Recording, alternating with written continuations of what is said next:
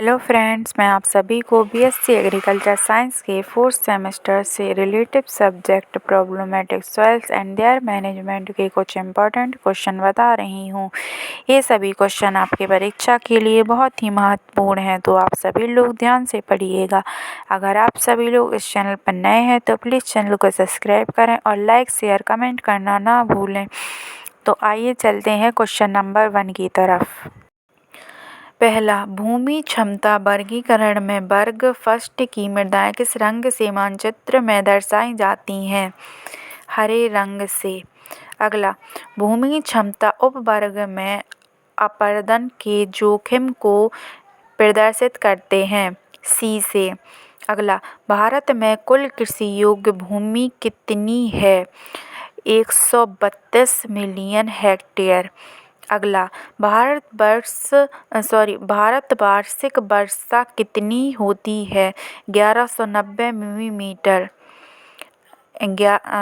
119 centimetre. अगला, भूगर्भिक क्षरण को और किस नाम से जानते हैं? प्राकृतिक या सामान्य क्षरण। अगला, त्वरित क्षरण किसके कारण होता है? हवा तथा जल के कारण। अगला, अवनलिका क्षरण किसका वृहद रूप है? वर्षा बूंद क्षरण का। अगला, जल क्षरण कितने प्रकार के होते हैं? सीट इरोजन, रिल इरोजन, गली इरोजन। अगला, कौन से मृदा वर्षा कृषि कार्य के लिए अनुपयोगी है? 5वां तथा 8वां। अगला, रोमल कमीशन ऑफ एग्रीकल्चर कब प्रारंभ हुआ? सन 1928 में। अगला, बंजर भूमि का आर्थिक उत्पादन क्षमता कितनी होती है? 20%।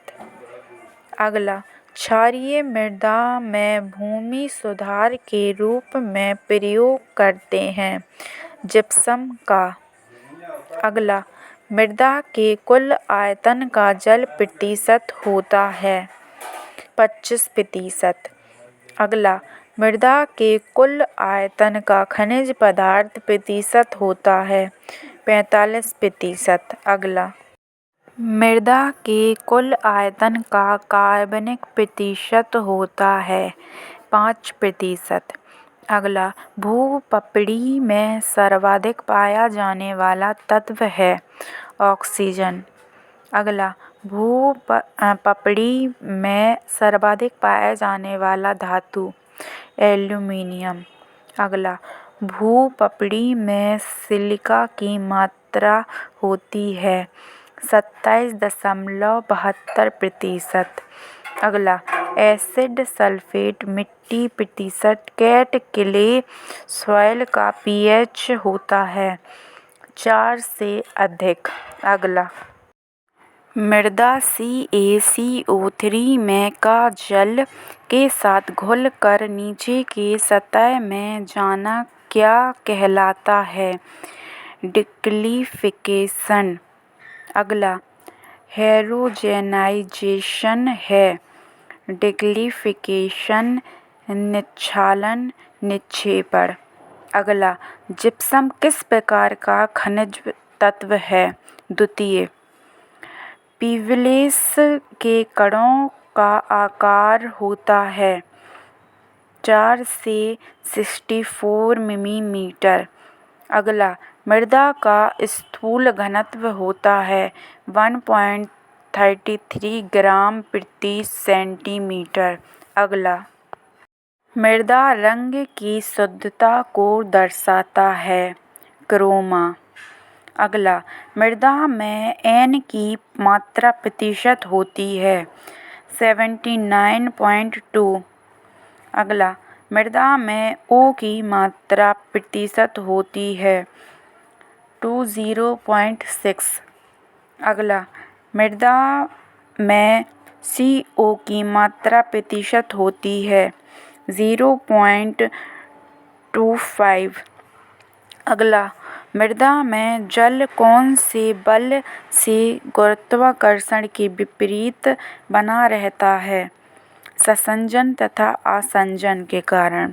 अगला, ह्यूमस में कौन सा अम्ल पाया जाता है? ह्यूमिक अम्ल, फुल्विक अम्ल, एपीक्रेनिक अम्ल। अगला, कृषिगत मृदा का C/N रेटियो होता है 10:1। अगला, बंजर भूमि संवर्धन, संरक्षण तथा उनमें वनीकरण के लिए राष्ट्रीय बंजर भूमि विकास संगठन की स्थापना कब हुई थी? सन 1965 में। अगला, क्षारीय मृदा का pH मान होता है 8.5 से अधिक। अगला, निम्नलिखित में से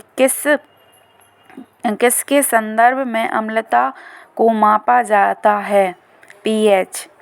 अगला, क्षार मिट्टी को क्या कहते हैं? काला क्षार। अगला, लवणीय मृदा को क्या कहते हैं? सोलिड्स। अगला, निम्नलिखित में से कौन सा अम्लीय मिट्टी में नहीं पाया जाता है? कैल्शियम। अगला, निम्नलिखित में से कौन सा मुख्य रूप से सल्फेट अम्लीय मिट्टी में पाया जाता है? पाइराइट। अगला, निम्नलिखित में से किस पदार्थ का उपयोग मृदा सुधार के लिए किया जाता है? जिप्सम। अगला, निम्नलिखित में से कौन लवणीय क्षारीय मृदा से संबंधित है? EC 4 से कम, ESP 15 से कम, pH 8.5 से अधिक। अगला, लवण सहिष्णु फसलें हैं जौ और कपास। अगला, सोडिक क्षारीय मिट्टी की विशेषता है उच्च विनिमय सोडियम और उच्च pH।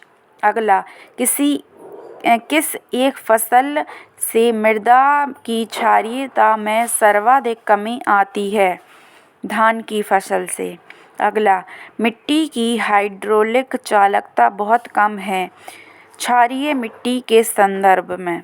अगला, भूमि क्षमता वर्गीकरण में खेती के लिए उपयुक्त भूमि वर्ग है पहला तथा चौथा।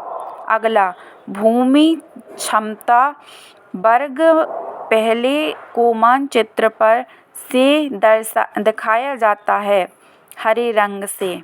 अगला, GIS को संदर्भित करता है भौगोलिक सूचना प्रणाली। अगला, उत्तर प्रदेश में लवण प्रभावित भूमि का क्षेत्रफल कितने हेक्टेयर है? 1.295। अगला, नहर किनारे की मिट्टी बनाई जाती है अम्लीय मिट्टी। अगला, निम्नलिखित में से किस मिट्टी के सुधार के लिए चूने का उपयोग किया जाता है? अम्लीय मिट्टी। अगला, चूने की आवश्यकता शब्द का प्रस्ताव किसने किया? शूमेकर इत्यादि ने। अगला, बायोरेमेडिएशन की प्रक्रिया जिसमें प्रदूषकों को कम करने के लिए पौधों का उपयोग शामिल किया जाता है फाइटोरेमेडिएशन। अगला, औद्योगिक विषैले कचरे को गैर विषैले यौगिकों में बदलने के लिए रोगाणु का प्रयोग करने वाली एक प्रक्रिया है जैविक उपचार। अगला, सूक्ष्म जीवों द्वारा बायोमेडिएशन के लिए तापमान की बेहतर सीमा क्या है? 0 से 50 डिग्री सेल्सियस। अगला, 25 डिग्री सेल्सियस तापमान पर प्राप्त मृदा निष्कर्ष को लवणीयता के रूप में वर्गीकृत किया जाता है जिसमें विद्युत चालकता होती है 4 डेसिमल-1 से कम। अगला, सीमित सामग्री का तटस्थ मूल्य ऐसा है कि CaO छोटा है CaO कोष्टक में OH का होल ट्वाइस छोटा है CaMg कोष्टक में CO3 का होल ट्वाइस छोटा है CaCO3 से। अगला, उच्च pH वाली मिट्टी में सामान्यतः कमी होती है Zn तथा Mn की। अगला, मृदा स्वास्थ्य कार्ड में कुल कितने अवयवों को शामिल किया गया था? 12। फ्रेंड्स, अगर आप सभी लोगों को वीडियो अच्छा लगा हो तो प्लीज़ वीडियो को लाइक करें, चैनल को सब्सक्राइब करें, जिससे आने वाली वीडियो का नोटिफिकेशन आपको मिलता रहे। ये वीडियो आप अपने सभी दोस्तों को भी शेयर करें, जिससे उनकी भी हेल्प हो सके। Thank you for watching.